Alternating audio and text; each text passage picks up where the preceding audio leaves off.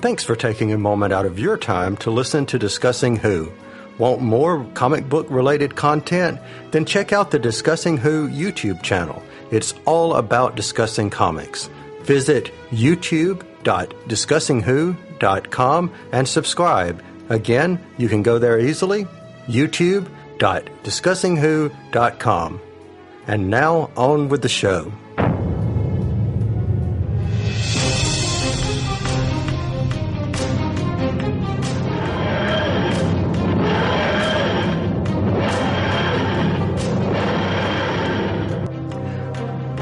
Welcome, everyone, to episode number 75 of Discussing Who. This is our 75th episode, so it's not our 75th anniversary, but we are going to be looking at an anniversary tonight. And what anniversary? The 20th anniversary of Doctor Who, which was the 5 Doctors in 1983. And who is we? Well, as always, I am Kyle Jones, and I am joined by the impossible co-host himself, Mr. Clarence Brown. Hey guys, how is everyone? I'm doing pretty good. I see you've just beamed over from the Starship Discovery podcast. Yeah, because we actually did see Discovery for the first time in the 3rd episode. But before we get in that, I just want to say hearts and minds to anyone affected by the events in Las Vegas the past few days. Just really horrific stuff. And I know what we do here is just, talk about these TV shows that we love, but we just want to take a little moment to give hearts and minds to those folks, man. Well said. Bad stuff. Well said. And I want to also give thoughts to the other person who is part of Discussing Who is joining us tonight, Mr. Lee Shackleford. Hi, guys. I'm here. Well, hello here. How are you? Yeah, okay. Yeah. It's not a happy day, but yeah. Well, I know you had a happy weekend because you finally got out of that green jar that I had you in with the brain from episode number 73. So that was happy. Got to put a happy spin on it. That's right. Well, I was in there playing with my action figures, so that's okay. Well, that was kind of true, which was a very cool picture, by the way. Oh, yeah. Awesome sauce. So, guys, before we get into, and since we were talking about that particular episode 73, which was our review, like I said, of The Brain of Morbius, I don't want to get into our actual show just yet because we got some feedback, or we received some feedback. Let's just be a little bit better with my grammar here. We received some feedback from Dave Cooper of the Cultdom Collective. Clarence and I were on their September recording, and I had the opportunity to ask him a question when he posed a question to me about companions. So for Clarence's benefit, I asked him about Sarah Jane Smith. So I am going to play that right now, and we will be right back. David, I'd like to ask you a question. So if you look at Sarah Jane and we see, that she was a companion that was back in the 70s that was, brought back many times and even had her own show until her timely death in 2011. What do you think makes Sarah Jane, for so many people, such an ultimate companion? Because we were talking on our last Discussing Who when we were doing Brain of Morbius, we were talking about how the stories weren't always as meaty as they might have been, in this generation of storytelling. So Dave, what do you think it was about Sarah that just endeared her to so many people? Well, it's right there on that episode. There's an absolute pivotal scene where Sarah is blinded. She doesn't know whether she's ever going to see again. And the doctor's in danger. And she's stumbling and fumbling to go to his assistance. I mean, it's fantastic. It's utterly moving. She's utterly convincing. Her heart is on her sleeve.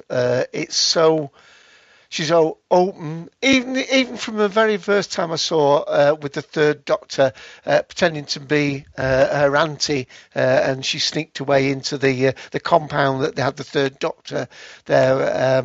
Was it the Time Monster one where Time Warrior. Time Warrior one, Yeah. and she's so absolutely delightful. I mean, she's got a absolutely pleasingly demeanour and face. I know that.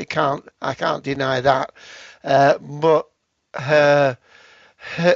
she is utterly sincere in her portrayal of an erstwhile reporter, a person who with every fibre of her body knows that, frightened or not, she must, stand at the Doctor's side. Yet she can be a lovely foil in the Genesis of the Dalek, where the Doctor have either right speech, where he's holding two cables where he could delay the development of the Daleks for 10,000 years. And he's saying, have the right. And she says, surely, you know what they're going to do, and so on. And she's the personification of us, the audience.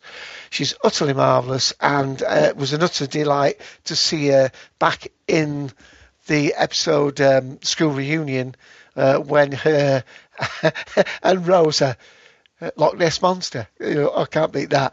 Right. Utterly delightful.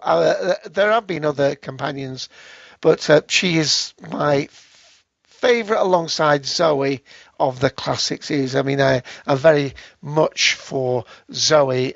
She's perhaps got my slight preference as a character because she wasn't of this world, she wasn't of this time period, and therefore there was that extra dimension I felt with her. She was an intellectual equal, at least in mathematical computation, and maybe even superior to the Doctor on that.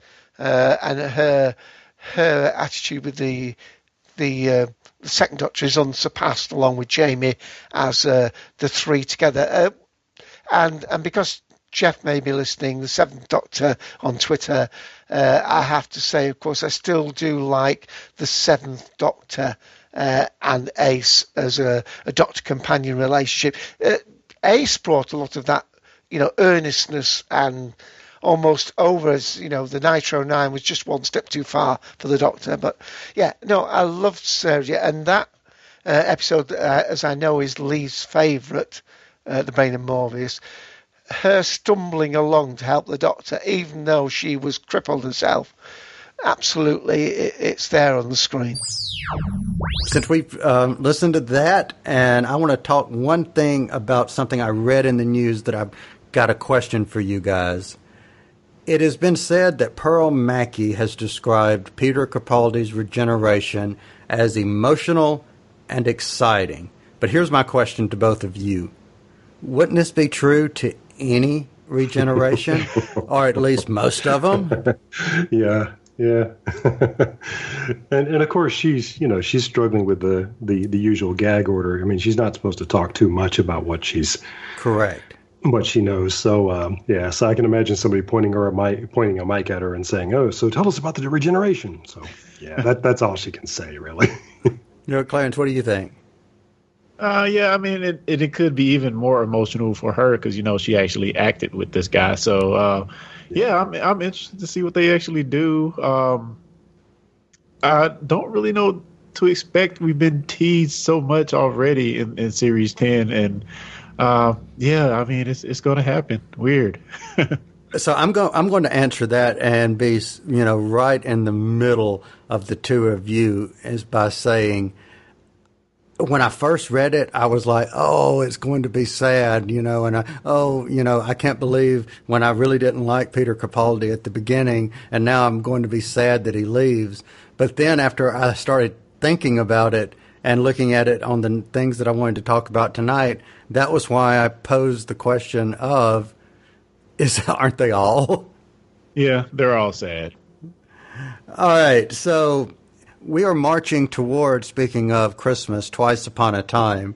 And for any of you guys who have been listening, you know that we are reviewing past Doctor Who key moments, as I'm kind of calling them, and tonight's episode, or today's, or whenever you're listening, is the 20th anniversary, the 5 Doctors. So, if you're listening, you know what time it is. If you haven't seen the 5 Doctors, if you've been frozen in time and you don't want to know what happens, put us on pause.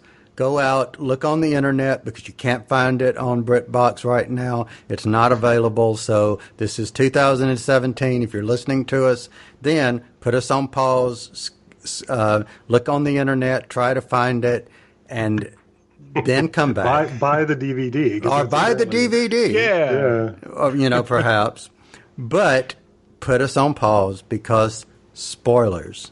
Spoilers. Spoilers. Spoilers. Spoilers. The 5 Doctors. Lee Shackleford. Go for it. Oh Lord, I hate this thing so much, and it's funny. My wife is a scholar who writes and studies about fans and fandom, and she and I were just talking about this today. That it's an interesting challenge. If you really love a franchise and the part of the franchise disappoints you, does it start to change your loyalties? And we all know sometimes it does. Sometimes we say that something, for my generation, there was an episode of Happy Days where Fonzie had to do this ridiculous stunt where he is on skis and he jumps over a shark. And a lot of people said that's sort of the point at which the show was irretrievably off its track. And that has entered the language of the show Jumping the Shark. That's where that comes from. And I think a lot of people might have watched this episode of Doctor Who and said, that's it. I quit. And it's the 20th anniversary special. So it's so full of promise. It's going to have all of these actors on screen at the same time. Hooray. Including Carol Ann Ford is going to come back as Susan. Hooray. Yes. But but the script is just such a disaster. It's just such a train wreck. And when I watched it again, I was really struck by the direction. And it's directed by one of our boilerplate directors for the series. One of the people who did a lot of the other episodes that we love. But I just have to think, was he not given everything that he needed? Because I've directed just enough, been behind a camera just enough to know, no, you don't do that. No, you can't do. No, you can't do that. No, what do you, Again and again and again, we were watching. Go, what are you doing? If you want to show that Cybermen are sneaking up on you, you can't show them approaching in the distance while the two of you are standing there nose to nose talking. Clearly, your character can see them coming. Have you never done this before? What are you doing? And it's however long this thing is. It's 4 30-minit serials, right? Right. So it's a good, what? Yeah, it's 2 hours of this. Wow. No, if somebody falls down a 15-degree incline, it doesn't require special equipment to pull them back up again. All they have to do is stand up and walk. Right? So the script said she falls. And if you don't have the location that you need, or the time to really make her down at the bottom of a well or whatever it's supposed to be, I understand that, but hey, we had to use Betsy. It was in the script. Yeah, but well, that's it. Yeah, but I think it was kind of cruel to pull Sarah Jane up by pulling her via car, as if she weighs 1,500 pounds. Yes. That's the only way. Yeah. Oh boy. It's just one of many. There's just so much to hate about this episode. So, those are a couple of my favorites. All right. Well, I'm going to ask Clarence in just a second. Dig in, Clarence. All right. But wait. I've got to say this before I forget it, because I didn't have it written down. But your same comment on the lines of falling down, of the Cyberman sneaking up on you in plain sight, was when the first Doctor and Susan are walking in this clearly flat, open field, and the Doctor sits down on a rock, and Susan takes 4 or 5 steps forward and says, "Oh, grandfather, come look," as if all of a sudden you could not have seen when you were walking to the rock the TARDIS in the distance. That's right. Oh man! So Clarence, his vision really is failing. He can now see about as 4 is feet in hers. front of him. As is hers. All right. So Clarence, what did you think? Well, since we're mentioning moments like that, before I give my thoughts, I'm just saying one of my favorite like that was when it was. I think it was the first Doctor Who's he paired with Sarah Jane. Susan. Susan. Yeah. That's right, Susan. And they met up with the robot of Rassilon, Yes. I guess. The unstoppable killing machine, yes. Yeah, I actually liked him. I thought he was really, really awesome.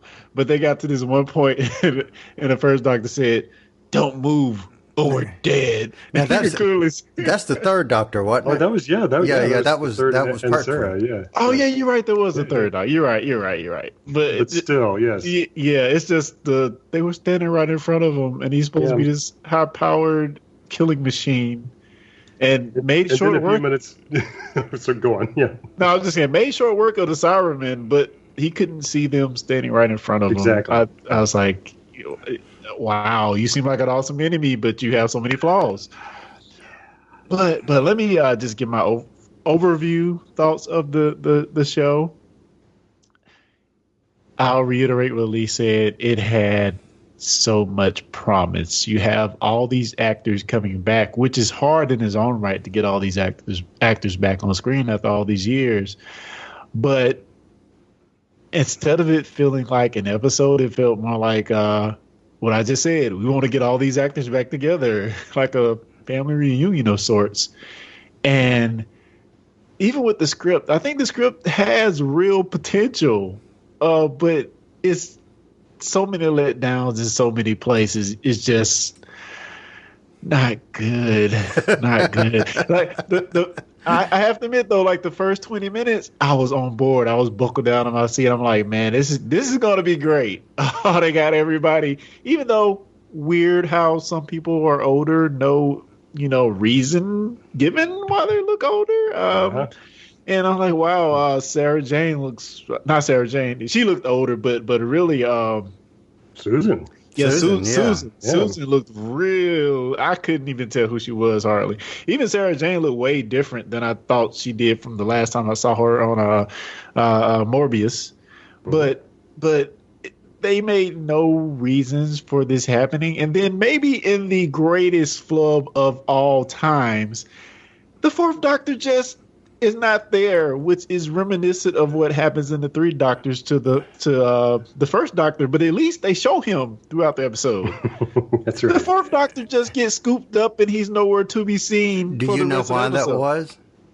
I think you've explained it to me before, which is that he recently left and he thought it was too soon for him to come back. Isn't that correct, Lee?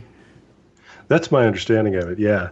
And I used to be kind of sulky about that. I thought, I think Tom Baker, he was a bad sport. He should have come back. And you look at the episode and you go, yeah, he chose wisely, didn't he? Yeah. Oh, he may have read the script and be like, but it's no. Curious that you said that the first 30 minutes or 20 minutes is what you really enjoyed, and that just so happened to be the segment when Tom Baker was in. Just on a side note. There you go, yeah. However briefly. Coincidence, yeah. But I will say this is my first view in Peter Davison. Mm-hmm.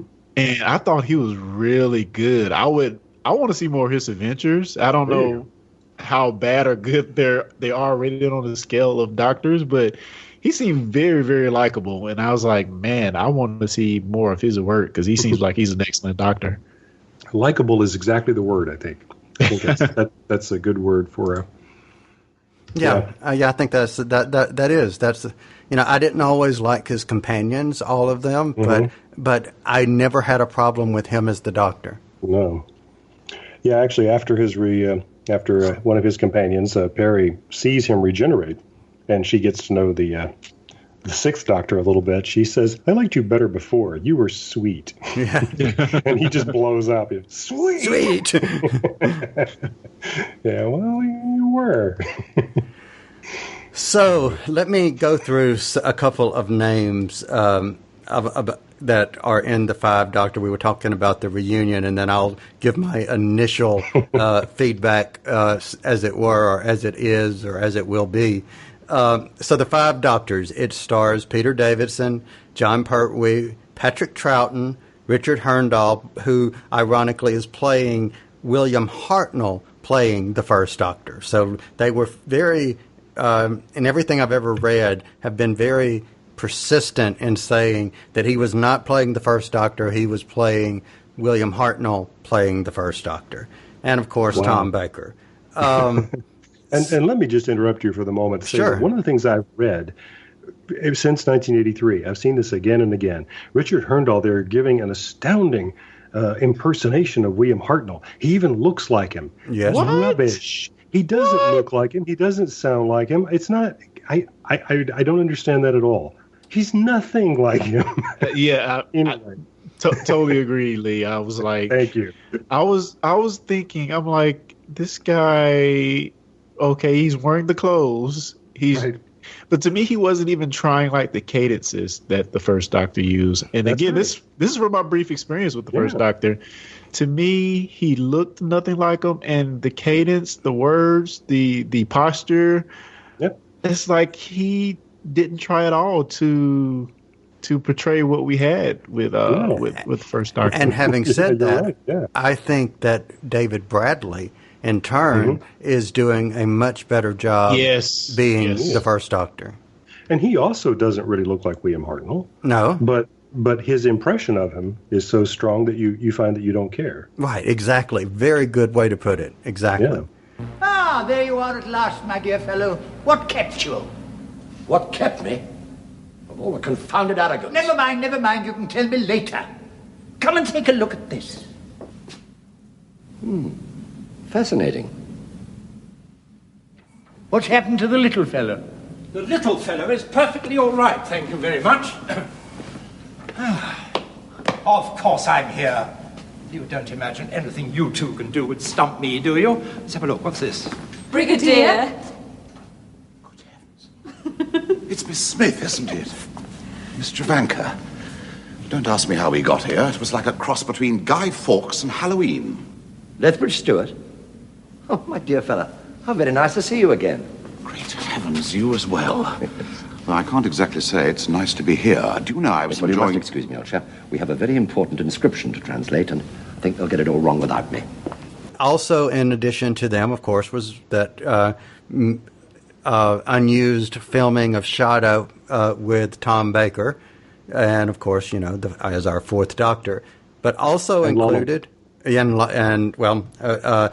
want to actually mention her in just a second. But companions were Carol Ann Ford as Susan, Janet Fielding as Tegan, Mark Strickson as Turlough, Nicholas Courtney as, I like to say this, Sir Alistair Gordon Lethbridge Stewart, Lila Ward as Romana II, Fraser Hines as Jamie McCrimmon, Wendy Padbury as Zoe, Caroline John as Liz Shaw, Richard Franklin as Captain Mike Yates, John Leeson as the voice of K9, and of course, Elizabeth Sladen as Sarah Jane Smith. And before we go to Romana, I do want to say it also featured Anthony Ainley as a former incarnation of our beloved Missy.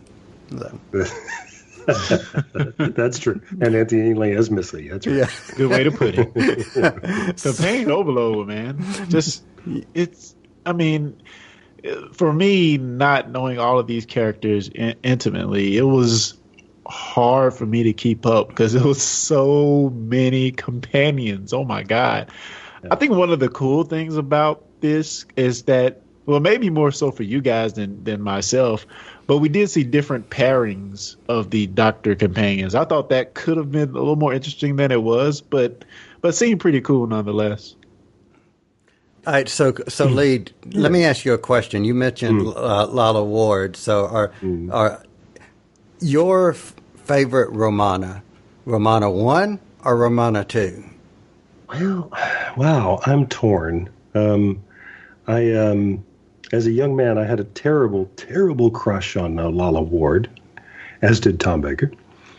But yeah, oh gosh, and now I'm drawing a blank on her name. What's her name? Lala Ward and oh wow, yeah, I did it to you, didn't I? Yes, you did. Anyway. So keep talking, and I'm going to look her up. Mary Tam. Yes, Mary Tam. Mary Tam. Yeah. Good Lord, what a beautiful woman, and she's a great dramatic and comic actress, and one of those people that we've lost not too long ago. True. She and Elizabeth Sladen both succumbed at a pretty early age.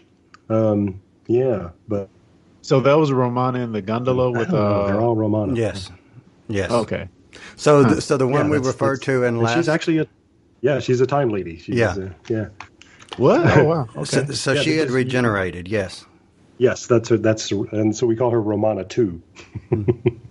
But yeah, because you remember you were pointing out quite rightly that all the other Time Lords that we meet are insane and evil, and Kyle and I were saying we're pretty sure that must be what the Romana character was about, was to sort of remind the audience that there are other good Time Lords out there. But we meet a fistful of the bad ones in this one. So. And the interesting, and Lee, correct me if I'm wrong here, but the reason that Lala Ward was Romana was in part to she played a character named Princess Astra in the preceding story that Mary Tam was as Romana, her last story, and I don't think Romana renewed her. Mary Tam's contract could be worked out, so they had a need to. Okay, she's not going to be coming back. We need a new Romana, and maybe because Tom Baker liked her. Hey, you over there, you're our new Romana. Yes, is kind of how it went. Yeah, I don't know if he was romantically involved with Lala Ward yet or not, or if that comes later. But yeah, certainly she was brought on to become a regular member of the cast. One of several times that we've seen somebody playing an ordinary role in the show, a supporting role, and then they come back to be a lead on the show. So because Colin Baker was in an episode before he was the Doctor, and of course Peter Capaldi, I think, was also right. Exactly. Yeah. So, but that was one time with Romana that it wasn't she looks like, it was what are you using that face for? Right, and it was and it laid the ground for Peter Capaldi to be able to do that many years later. That we had sort of said, no, Time Lords can do that. They can choose. So sometimes, exactly. Yeah. So and eventually we'd also address this question that Clarence brought up of why. If you take a Time Lord out of his proper time stream, that he'll appear older when you put him down in another time stream. True, which is a very nice retcon. But what's the name of the mini-sode that has Time Crash? Time Crash. Thank you. Yeah. So so with David Tennant and his Doctor Peter Davison. Yes. So, but yeah, Peter Davison is clearly a lot older, and they actually explain why. I love that. So for me, all right. So here's, as bad as this story may be in today's standards. Here's the two biggest takeaways for me for this particular story. One, it should make people appreciate what Moffat was able to do with the Day of the Doctor for the 50th anniversary. So that's my first comment. My second comment is this particular story. If I were to go back to probably 2002, 2003, and the early days of Netflix, back when it was still DVD, I had run out of things, and you guys have probably heard this story, but for anyone listening who hasn't, I had run out of DVDs to watch or to rent, and I was trying to find something to watch, and I just did a search for sci-fi, and I came up with one of the Tom Baker Doctor Who stories. I don't remember which one it was, and I was like, oh, well, I remember that I watched that as a kid on PBS. And I said, oh, okay, well, I'm going to put these on my list. And I was selectively not choosing any of the ones that would have been the third Doctor or the second Doctor or, fifth Doctor or whatever. And I was talking with someone and I said, well, I'm getting him because I don't want those other men that they had that replaced him. And I was told, you do realize that's the same person, don't you? And my response was, no. So I was told, you need to go and watch The Five Doctors first. So I've watched that, and history, as you say, was history. And that is when my obsession with the persons called the Doctor began. So I have to love I have not heard that the story Five before. Doctors. You haven't? Yeah. Oh, cool. But so I have to love Five Doctors because of that. Because that was my aha moment. Now, for the story itself, I can tear it to pieces. But for that purpose, I have to love this. I have to love the story because of what it represented of me finding or connecting and becoming obsessed over Doctor Who. Yeah. So, well, it makes me wonder how the story was perceived when it was released initially. Was it welcomed, or were people, Wow. That's a question for Dave. Yeah, very good question for Dave. Because I can see, even though the story not being that great, I can see fans of the time just being happy to see these characters back on screen together. Yeah. Which, like I said, it just feels like a family reunion or something. And less like an episode. So to kind of give some context, Clarence, to your question, it aired on November the 25th, 1983 in the UK with 7.7 million viewers. Now, is it, are there some Tom Baker episodes that we've reviewed previously, or some other things, the Five Doctors, the Three Doctors, An Unearthly Child, that had more? Yes, but this was also, as Lee mentioned earlier, beginning the declining years of Doctor Who. Really? I mean, if you look at it, this was in 83, and it was, 6 years later than when, it went off the air. That's right. Yeah. And we've still got a couple of more Doctors to try to cram in there. Exactly. Yeah. So, yeah. Go ahead. You can see the resources drying up. I mean, it doesn't look like a celebration of the TV show's 20th. It just doesn't. It's nah.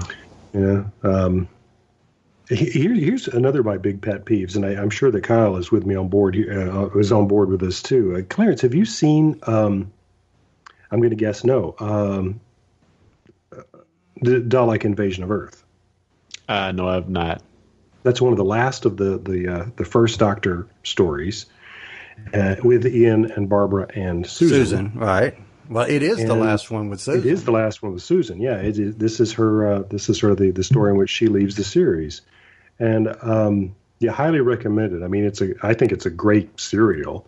I mean, it's one of those that even if you don't take the Daleks very seriously, it's kind of a scary occupation story. I mean, it is about them taking over the Earth. And it happens in our future. It happens in the middle of the 21st century. We all may yet live to see it. But it ends with kind of a question mark for her. Kyle and I can do the speech on demand. One day I shall come back. Yes, I shall come back. But until then, let there be no tears, no sorrows, no anxieties. Just go forward in all your beliefs and prove to me that I am not mistaken in mine. Goodbye, Susan. Goodbye, my dear. Okay. Sorry, you prompted me. I couldn't help it. I pulled the cork out of the bottle. Yes, you did. You did. Couldn't help it. But it's not only verbatim, but it's also a damn fine impression. Thank you, sir. But that's where we leave her, on the Earth, occupied by the Daleks. And, she's found a boyfriend. This is going to happen to companions a lot, that it's okay to leave them behind as long as there's a fella. But that's where we left Susan, and with that promise that we're going to come back. Well, when we're all still waiting for that, well, in the 5 Doctors, he does come back. Sort of, kind of. Sort of. And it's not referenced at all. It's just like, oh, Susan, it's you. So for anybody who's taken the continuity of the show seriously at all, you have to say, what? Yes. Wait a minute. This was going to be a big moment. You can't just say, oh, hi, Susan, or whatever it is he says. Yeah. Okay. So that's one of my top 5 reasons to hate 5 Doctors, is just because of that. But that's a very fanish reason, I know. But all right, so let me tangent off of what you just said, Lee. Should. As a side note to that, Susan, being Carol Ann Ford, almost didn't appear in the episode. Do you want to know why, or do you know why? I do not. No, I don't think I do either. She almost did not return because the producers wanted her to reference not call him grandfather, and say, call him the doctor. And she said that was out of character. And the response was, and this is so funny considering how Doctor Who is today, they did not want it to be perceived that the Doctor had ever had sex with anyone. Yeah. And you would imply that he would have had to have had sex in order to have had a child, who then had Susan to be the granddaughter. Right. What? And she basically said she wasn't coming back unless she could call him grandfather. But that's already been established. Why would they try to throw that out? I don't get it. That makes no sense to me. Yeah, unless they just decided that they were now embarrassed about that, and that they wish that had never happened. So we'll make it unhappen now by, yeah. And another return, and as someone, Lee, that you've met before that didn't return, Sergeant Benton, remember? Yeah. Was supposed to have been in the scene with, I think, when the Brigadier and the second Doctor are at unit. And he was supposed to, as the way it was written, he was supposed to have not recognized the second Doctor. And his response was there was no way that his character would not have recognized the second Doctor. And he basically, as my understanding, didn't come back because of that. Wow. What? Yep. Well, he already not recognized him in the 3 Doctors, so why would he do it again? No, he did, remember? Yeah. He said something to the effect of why, he said Corporal Benton, and he says, no, I'm Sergeant now. Yeah, he taps the stripes on his sleeve, and he says, right. Sergeant Benton. Yeah, you're right. So I just find that, that goes back to my comment about Moffat. For hate, all the people that have haterade on Moffat, look at all the things he did right. Yeah, I mean, it goes back to Lee's point again. It's like they didn't even try. I mean, even with the look and feel of the actors, it doesn't look like they tried to make them up to look like they looked when they were on the show. They just kind of, this is how they look now. Let's go with it. Just little things they could have done maybe to make it be a little more in canon. It's like they didn't try. Okay, speaking of not trying, Clarence, I have a question for you. So, and let's stay with Susan for a moment. So, the 5th Doctor is a future version of the 1st Doctor, right? Mm-hmm. So if we are to believe that the 5th Doctor, which is, I agree with you there, is a future version of the 1st Doctor, then why should the 1st Doctor feel inclined to introduce the 5th Doctor to Susan? Yeah. Your granddaughter. Your granddaughter, exactly. That's been so many years. Maybe he forgot. Yeah. Maybe so. maybe because he didn't go back, he's forgotten about her. Right. It took 12 incarnations to remember her again. Or however many Really, more. in canon, when she sees Grandfather again, she should have just gone up and slugged him. Yes. She left me there with the Daleks. Now, that would have been funny. Yeah. And if any of the showrunners of New Who were doing it, that's exactly what would happen, right? Because they have taken continuity very seriously. You know, I mean, they addressed why the Doctor never went back for Sarah Jane. I mean, because he said he would. Well, he implied that he would do that too. Right. You know. Yeah. Oh man, there's one scene that was just like the funniest thing to me. Oh, well, another one that was funny. The whole zip lining of the third Doctor to the tower. Yeah. I was like, what? Where did this come from? Why? Mm-hmm. He has a thing for ropes, I guess. Yeah. But yeah, the zip lining was quite horrible. Quite horrible. I was like, no. No, it wouldn't work. The miniature is not convincing. There's a shot of the miniature actually that shows their rope, and it's sagging so far that nobody could possibly zip line across it. You would just go out in the middle and get stuck. And he just throws the rope across. Isn't that like he shoots it? He just throws it, and it's like he throws it like 400 feet. Yeah. I was like, oh man, this is bad. Yeah, and the rope is something that the robot has there. Those are his spares. Well, we saw them coming out of the robot's body. So I don't understand why he has spares. Yeah. Yeah. It would be interesting to see that robot reloading his spears. I don't know how that works, but yeah. I wouldn't mind seeing the robot come back. I thought the robot was awesome. I would like to see how they would portray him in New Who. Mm-hmm. I think it'd be really interesting. Yeah. But like he's just like he had his awesome villain and you didn't use him correctly. Well, that's it. It's a cool design and the way he's depicted. But yeah, what if you took that seriously? You know, yeah. What if he really could? Because his head looks like he could see in 360 degrees, which would be handy. And yeah, well, you know, what if that was true? Yeah, there's so much that they could have done with that, or could do with that, in current, you know, technology, you know, in the way things are produced now, they could do a lot with that. Sure. Well, Clarence, you said earlier when we were chatting earlier today, you said that you just found the ending. What did you say? Just lame or disappointing or all of that? So, well, tell us more about that. Yeah, good question.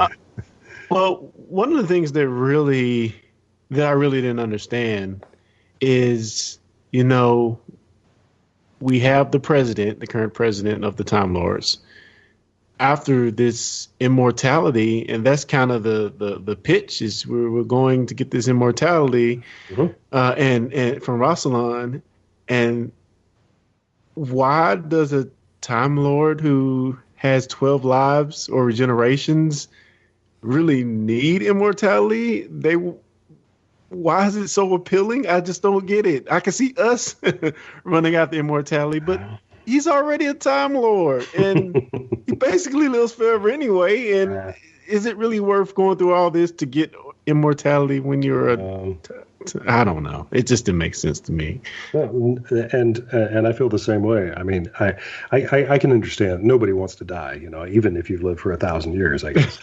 But so I get that. But Rassilon apparently holds the key to immortality. We're told again and again and again in this story. But we're also going to the tomb of Rassilon. To me, somebody being in their tomb suggests that they're, I don't know, dead. So yeah, apparently it didn't work. Can somebody explain? Yeah, I mean the whole thing. Yeah. It's just such a mess. I did semi like the switcheroo thing at the end, even though it didn't feel as satisfying. It wasn't a satisfying ending, but I thought the switcheroo was kind of clever. But still, it's like it's like the biggest letdown. They go through all this to get to this tower and unlock this secret, and you know there's no big crescendo at the end. It's just you're part of the tomb now, and that's it. Let's go home. Reunion over. So let me pose something to you since we're talking about Rassilon. So the way he is described, even if he does trick Barusa into, because it was Barusa, right? That's who. Yeah. Okay. So he tricks him, with to win, to lose, and to lose is to win, or something, whatever. So regardless of the riddle and whatever, they refer to Rassilon as being this revered, Time Lord, the seal of Rassilon, the sash of Rassilon, etc., and so forth. Mm-hmm. Now, we go up to the Time Lords returning in the end of time with the 10th Doctor. And we are witnessing the Time Lords returning. And I remember when I heard the 10th Doctor say, back into, whenever they named him, and he said, back into the time vortex, back into the war, back into hell, Rassilon. And I hear the name Rassilon. I'm going, okay, that doesn't, not that you're supposed to be dead, but you were revered and this great Time Lord, and now you're this crackpot Time Lord. Did anybody else feel the same? No, when we established that was Rassilon, in what I perceive is supposed to be in the Doctor's future, yeah, I was just hung up on, wait, that's supposed to be Rassilon? But surely Rassilon's dead. Right. I mean, since we went to the tomb of Rassilon, so I just sort of said, okay, cool that they're connecting this to something else in canon, but, huh?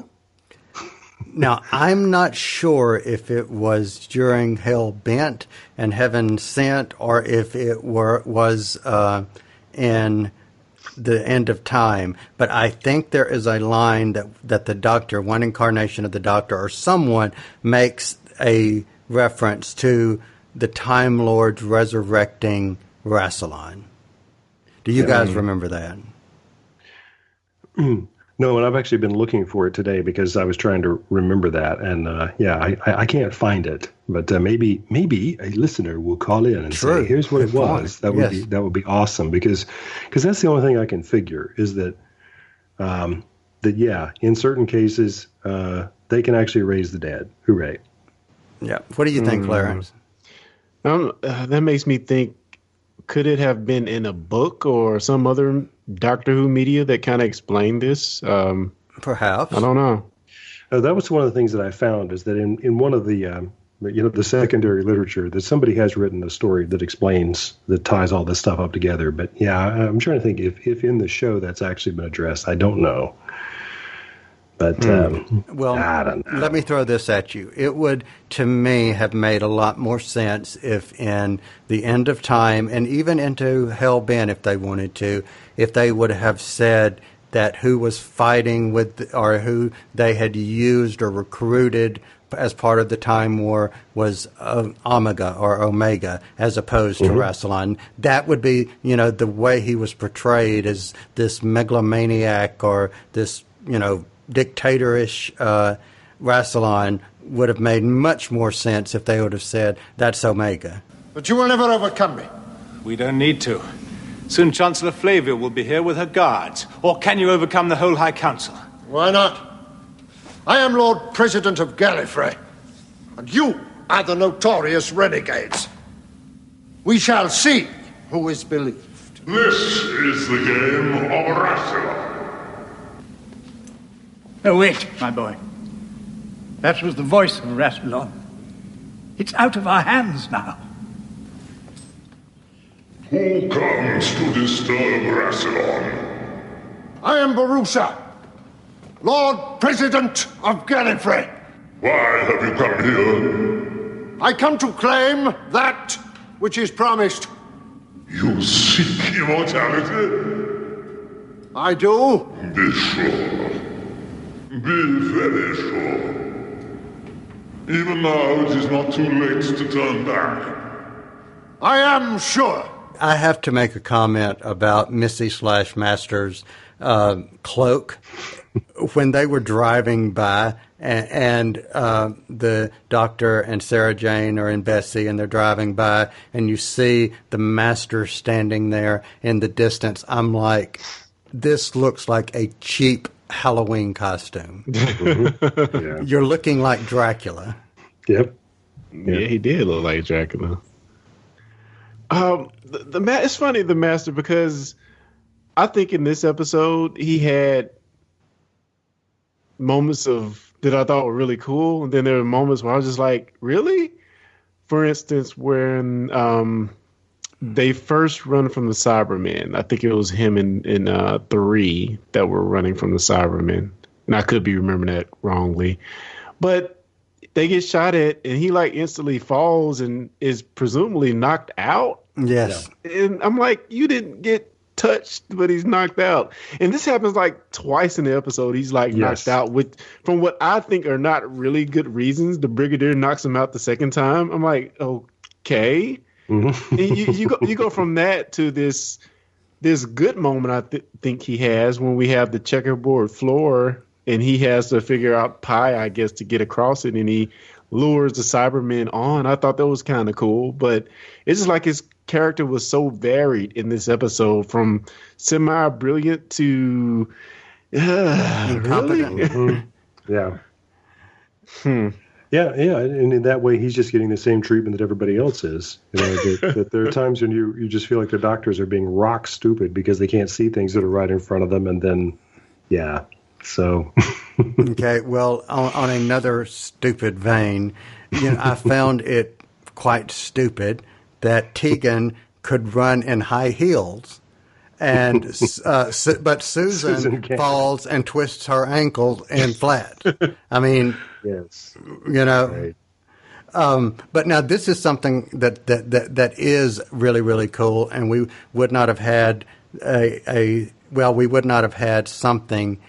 If it weren't for this. So the sequence at the very beginning, when the doctors are being taken, for the second Doctor and the third Doctor, the second Doctor running and the third Doctor driving, to the two of you, my question is, where have you seen those again or before based on your viewing timeline?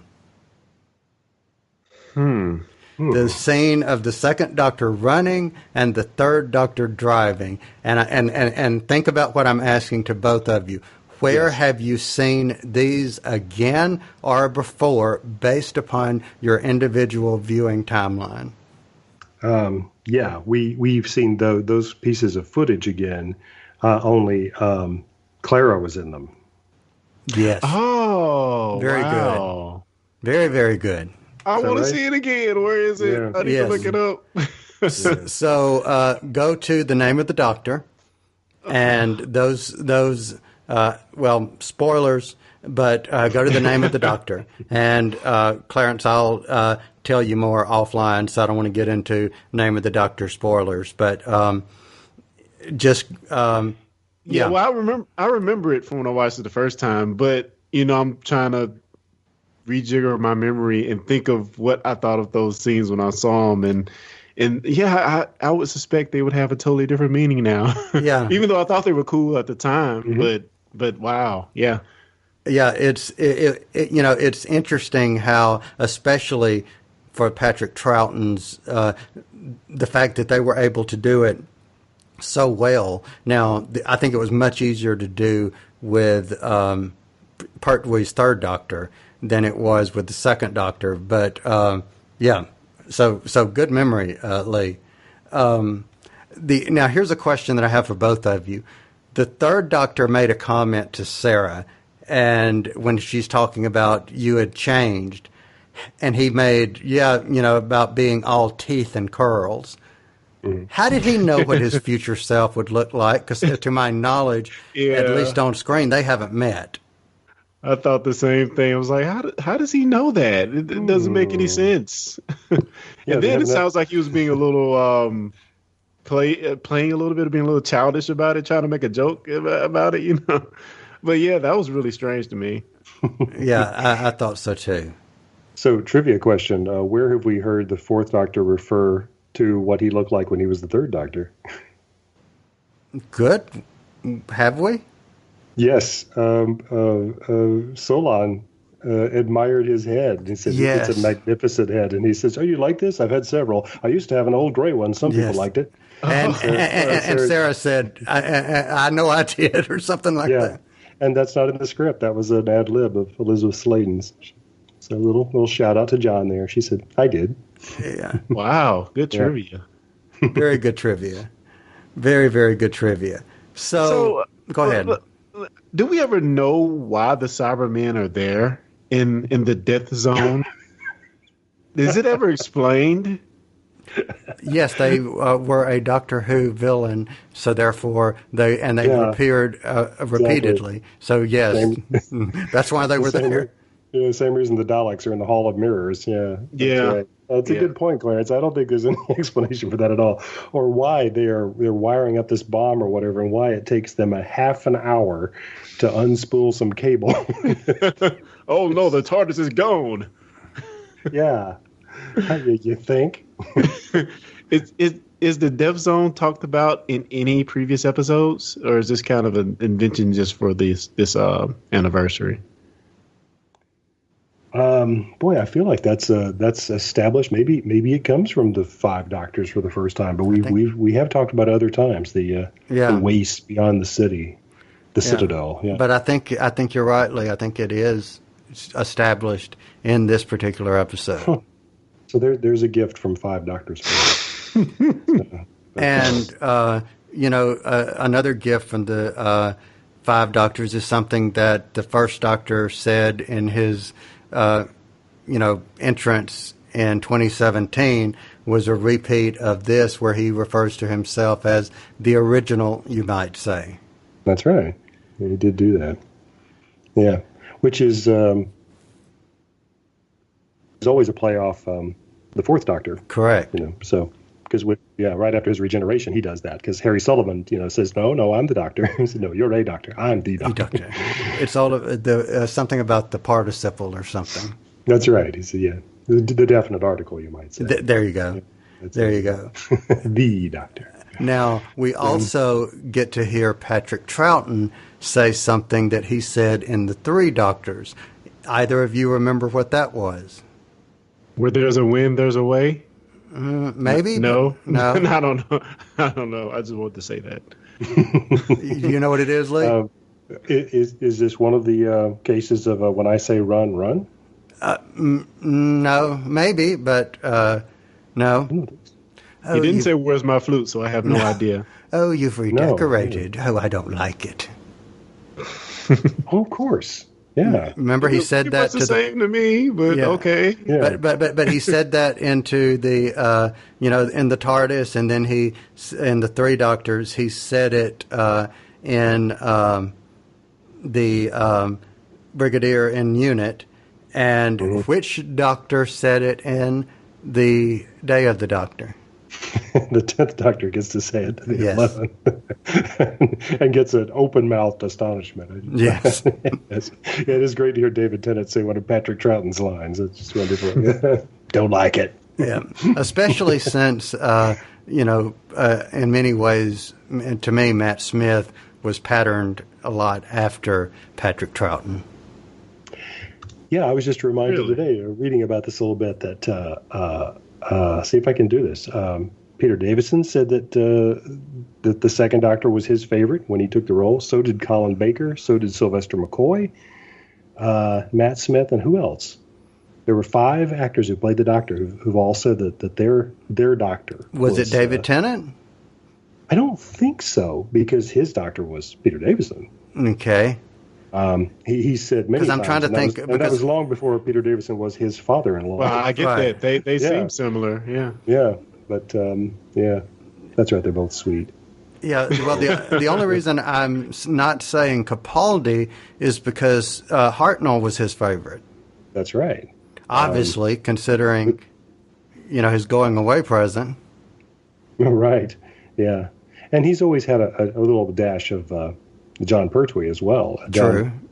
Down to his choice of costumes. So, but yeah. anyway, but yeah, I just always thought that was interesting that so many of the actors playing the Doctor had cited Patrick Troughton as an influence. So, yeah, having seen a couple of these, Doctor team up episodes, I can't wait to see the Jodie Whittaker team up episode to see how just the reactions would be really interesting. That would be great, wouldn't it? To at least have 9, 10, 11, and 12 in an episode with her. Oh, that would be cool. Yeah. That would be very cool. So, guys, I'm trying to sit here and think, and I'm looking over my notes, and we've pretty much covered, because as far as meat and bones of the episode, I mean, we do get to see glimpses of other companions. We get, Liz Shaw, we get Zoe, and we get Jamie, and we get, other glimpses. We even get to see, K9 warning, Sarah Jane. But any other thoughts, Clarence? One other thing I really liked about the episode. Well, one of the things I liked. Other is a bit of a stretch, but I love the end when Peter Davison is given the president title of Gallifrey, and he runs like the wind. He does not want it. That's right. I thought that was just really good, and I guess most of the Doctors would have the same reaction. I would think. It makes me think it's something Matt Smith's Doctor would do if I had to pin it on one of the newer Doctors. But yeah, he just runs like the wind and says, "No, I'm not doing it." You'll have to catch me first. Yeah. Well, it's actually the fourth Doctor who became the president. He found that it was useful to have that power in one episode. So he actually goes back to Gallifrey and successfully runs for president. That's a great story, actually. So that's kind of a fun. Is that the Deadly Assassin, or is that another one? That's. I can't remember. Boy, I need to see that again, because I think that's the end of Deadly Assassin. That's sort of the only way out of that situation, I think. Yeah. Yeah, boy, I need to see Deadly Assassin again. And another one of those times, Clarence will find this interesting, I think, Deadly Assassin has another one of those times when people were up in arms about the show and said, this really should not be on in prime time, in tea time. This is when, and it is, again, I think this is a genuinely scary thing, but there's a cliffhanger, because it's a serial that ends with somebody trying to drown a Doctor, and he's holding his head under the water. Oh, wow. And it goes on and on and on, and then we go into the closing titles, and it's kind of like, yikes. So... Well, look at the Master. Think about when we talk about, you're saying it being scary and people complaining. Look at the Master between the time of Roger Delgado's untimely death and before they cast Anthony Ainley. I mean, the Master was a husk with big eyeballs, and he was a zombie. Yeah. I mean, some of the zombies that I've seen on previews of The Walking Dead look better than the Master did. Yeah, that's right. He was, and that of course is also in Deadly Assassin. So yeah, Deadly Assassin, it's a lot to swallow. Right. Yeah. Speaking, you just mentioned the credits scenes.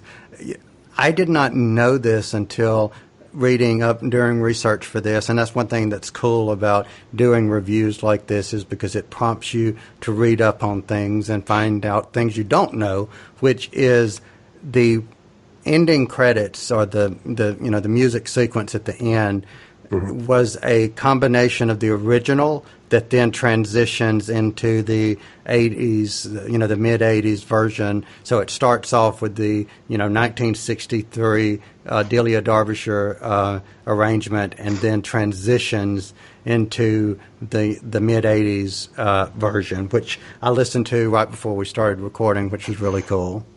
Yeah. I'm sometimes making a kind of a whistling noise when we're signing off here, because that's what I always visualize. I always think that when you say we're out of here, I always think it's here we go. There you go. Yeah. So guys, Lee, if you were to rate this on a 1 to 5, how many ratings would you give it? I have to give it maybe 2, maybe, because like Clarence, I do really like the switcheroo at the end, and the Barusa gets his just desserts. He gets immortality, all right, but he gets it, in hell, and we'll make him a statue, and there are little touches like that I really do like, and and it is just great to see them all on screen again, and getting to see the second Doctor and the Brigadier doing their kind of exasperated byplay. That's fun, like that. But my golly, what a mess! It's just. It could have been so much more. It could have been the Day of the Doctor. All right. But it's just not. So there you go. I'm going to say 1.5 out of 5. Okay. Wow. Clarence. Yeah. I think I'm right in the same range, but I'm going to go a little bit higher. Also, a 2. And probably more so for me because this is my first time seeing some of these characters. I think Peter Davison really, really impressed me. And I really like him because he's likable, like Lee said. And it was my first time seeing a lot of these characters. I do think the story just falls on its face. Left me saying, what is the point?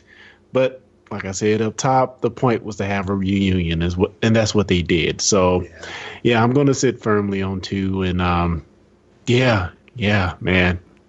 Like a train wreck.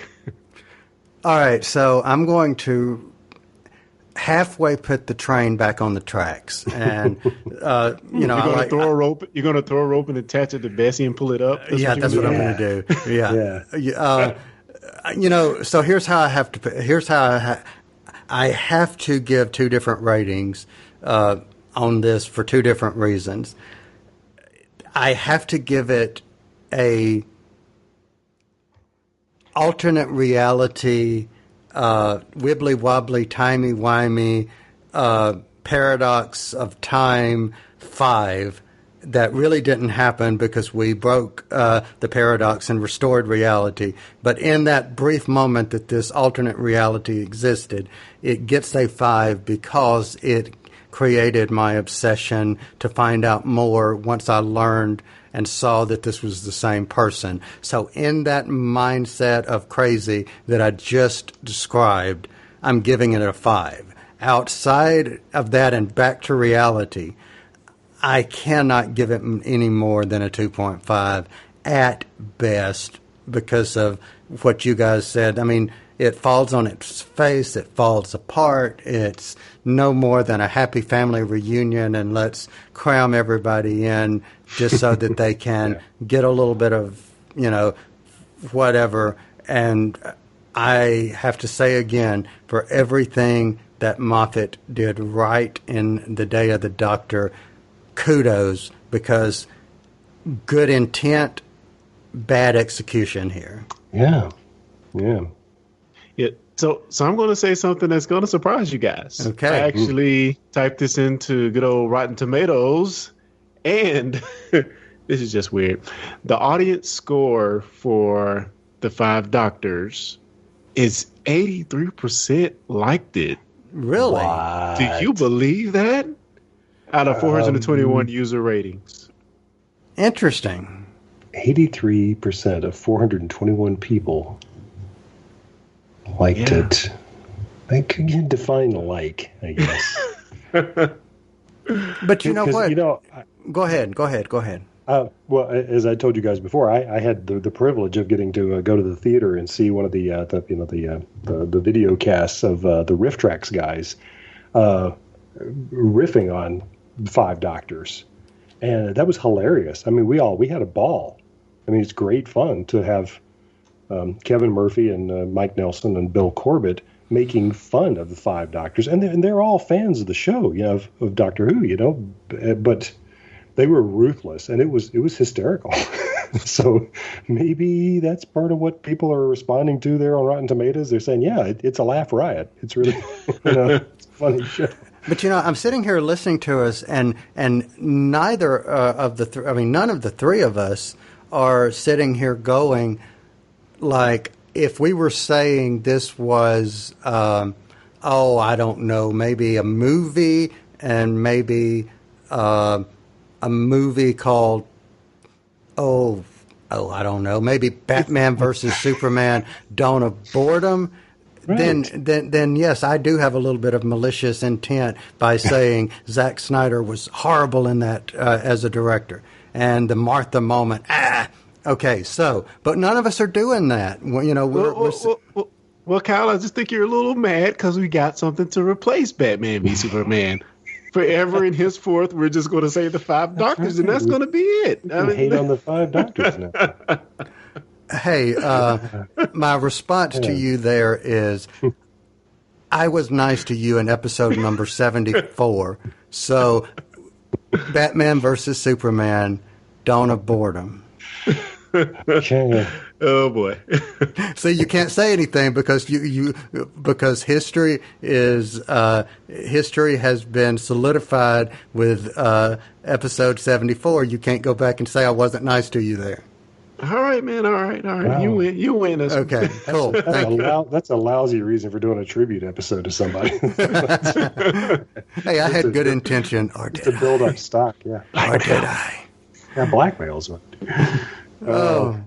Can I say something about Tegan here also? That it is nice to see Tegan. And this was the way this falls into the series. This is when, of course, Tegan and Turlough were the Doctor's companions. And I was never interested in Turlough much. Never really quite understood kind of what that character was supposed to be about. I just never quite got Turlough. But I always loved Tegan, and so I'm glad she's in this episode. And again, it's a like everything else in this story, it's a missed opportunity because she doesn't get to do enough. She just kind of stands around and complains, which you could say is what Tegan did anyway. Right. but yeah. So all of which is to say to Clarence, if you're liking the Fifth Doctor, then I think you'll especially enjoy his time traveling with the Australian stewardess Tegan Jovanka. Which you've actually seen her, because we watched the first, we watched the regeneration where the Sixth Doctor was choking, not Tegan, but it's Perry. Perry. Yeah, that's right. Yeah, I've met Janet Fielding. There was a Gallifrey one year where they managed to get Peter Davidson and Janet Fielding and Sarah Sutton and Matthew Waterhouse. Cool. Yeah, it was the Doctor and all three of his companions from the crowded TARDIS. So, and I got to meet and talk a little bit with all of them except Peter Davison. So, but got you. But yeah, Janet Fielding is well preserved. I mean, this was like 30 years later, and she kind of looked the same. So I don't know how she's doing that, but more power to her. Well, as did Perry. Seeing her that's right. Last year. We saw Nicola Bryant, yeah, you're right. Yeah, there's a painting of her going to hell somewhere, too, yeah. So there you go. All right, so, I wouldn't want to bore our audience with any type of boredom or anything like that. So since none of us are named Martha, I'm having fun with this. Is there anything else that we can say about the Five Doctors? Yeah, I'd say that last attempt at humor there has made me so sick. I may need a doctor or maybe okay, you got me. See, I'm picturing that Clarence is messaging you in the background saying, "Get him for me, get him." That was funny. But at least $5. Yep. No, I Clarence, I'll give it to you. You're right. I mean, there's so much that we could dissect the Five Doctors for. So, yeah, I have to give you that. So what are we going to wash our eyes and ears out with now? Where are we going next? Where are we going next? I think, and I don't know if this is necessarily a good thing, but I think the next thing on our trip into the future is the Two Doctors. Okay. Interesting one. Yeah, people are. I've always been surprised of sort of division of opinions among fans, but I really like Two Doctors. You not only get to see Patrick Troughton again as the second Doctor for the last time, but also his companion that he traveled with the most. Yes, so Jamie. Get good old Jamie McCrimmon, who's only in 5 Doctors for about a half a second. Right. It's a dead waste of Jamie, but yeah. Well, he was not available to do any more than that. He was supposed to have a bigger part. Okay, yeah, because I know, that's Fraser Hines. I know he was one of the workingest actors in Britain, so yeah, that's not surprising. So, we actually are going to get 2 Doctors in this one. It's not going to be 2 on the title and just show one the whole episode. No, you actually get Colin Baker and Patrick Troughton. Okay.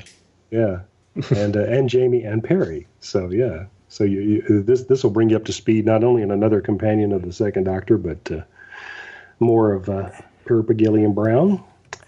So and it's quite interesting. This was the season that they were experimenting with basically the time of how long an episode is today. So I think it's a 3-episode story, but it's 40 minutes. Isn't that right, Lee? It's something like that. There is something that's weird about the 2 Doctors. I can't remember what it is. Yeah, 3 45-minute episodes. Yeah, 3 45 minutes. Okay, so we'll find out. Yeah. Yeah. I mean, it wasn't, and I know we'll talk about it later, but it wasn't like my greatest. But any time that you can put more than one Doctor on screen at a time, I'm happy. So, but speaking of things that make us happy, Lee, what else might you be working on? Well, I'm digging that Discussing Who now has a Patreon site. And for folks who jump in there at patreon.com/discussingwho, and you sign up, one of the perks you get is a newsletter that Clarence put together. And I love the newsletter so much. I just think it's so beautiful. Agreed. That I'm immediately stealing that idea. And so I'm now putting together a newsletter for Relativity.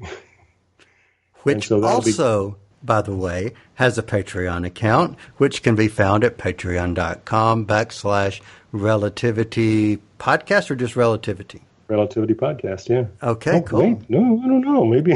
I think it's just Relativity. I think you're right, yes. I should probably learn that. I should probably find out what my address is anyway, but yeah. So my patrons are they're gonna get a newsletter because but I completely thieved that idea from Clarence because it's great. So I have to give all credit to Clarence because that was his idea, totally 100%. Well, the execution of it is beautiful, and I'm not just saying that because it's got a big old picture of me in it. But, yeah, instantly go to page 3 and look at Lee. That's what he really wants you to do. That's all, yeah. I'm in the center part, yeah. So, Clarence, my friend, what else might you be working on? Other than putting together newsletters, which was a ton of fun, I do a Star Trek podcast with yourself. It's called STD, a Star Trek Discovery Podcast. So you can check that out by going to stdpodcast.com. And yeah, we're getting deep into the season. 3rd episode we're going to be reviewing this Thursday. So check us out. Yeah, I've got watching to do before. I haven't been able to watch, and I'm curious to see, what it was like. And I'm having a ball with the podcast, too. So kudos to you. Yeah, it's a lot of fun, man. A lot of fun. So are we counting the 2-parter as episodes 1 and 2? Is that? Yes. That's all I've seen, so. Yeah, they are episode 1 and 2, and okay. The third one came out this past Sunday. Okay. So I still haven't seen that, so okay. So I'm just curious, real quick, Lee, what's your opinion on this vastly different Star Trek? Whoosh. Uh-oh, that opened a can of worms. Yeah, only because there's so much to think about with it. I mean, I wanted, my instinct was that I did not like the new Klingons, and then as we got deeper into what they were up to, I said, okay, I do like this because this is about race hatred, and so I dig that. If that's what the show is up to, then because I get it. that the Klingons are all about keeping their species pure, and what the Federation wants to do is to have all this, ugly diversity in it. So let's get them. Peace. Exactly. Yeah, and we've heard that before. Yeah, and I thought, okay, yeah. But I haven't seen episode 3, but a lot of the people I know and trust have watched it and said, wow, interesting show. I don't know why they're calling it Star Trek, but it's interesting. So, yeah. Yes, it's different. It's different. Yeah, it is. You gotta buckle in and get ready. Yeah. Well, Clarence, you are also on another podcast with your brother Kerry, who is also on the Star Trek Discovery podcast with you and I, and that is at techpedition.com. Is that correct? Yes, sir, that's correct. Good deal. And you can also check Clarence and I out on our YouTube page, which is easily found at youtube.discussingwho.com. And for any of you listening, we would love to hear your feedback. You can send feedback to discussingwho@gmail.com. You can record a voice clip and send that to us. You can also connect with us on Facebook at facebook.com/discussingwho. So thank everyone. I'm getting tongue twisted here. Thanks everyone for listening. I'm being infected with the